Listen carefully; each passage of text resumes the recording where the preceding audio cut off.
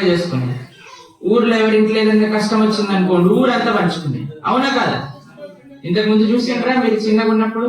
ఊర్లో అన్ని పరిచయాలు, అరే మామ, అత్త, వదినే ఇట్లా పెంచుకునేటోడు. ఇప్పుడు అన్ని పోయినాయి. ఒక కుటుంబంలో నలుగురు కూర్చున్నా సరే నలుగురు 4 ఫోన్లు పట్టుకొని తింటున్నారు. ఒక ఇంట్లో చూస్తున్నాను, నలుగురితో మాట్లాడుకోవటం కూడా లేదు. మాట్లాడుకోవటం ఇప్పుడు సిటీకి పోయినప్పుడు ఫోన్ చేస్తాడు, బాగున్నావా తిన్నావా అని. ముందట ఉన్నప్పుడు అడగడు. చూడండి ఫోన్ ఎట్లా తయారు చేసిందో అంట. కాబట్టి ఈ సినిమా, ఈ ఫోన్ ఊర్లన్నింటినీ ఖరాబ్ చేస్తున్నాయి. మేము వచ్చేటప్పుడు చెప్తుండే, ప్రభుజీ ఊరంతా ఖరాబ్ అయిపోతుంది. ఎవరు ఖరాబ్ చేస్తున్నారు?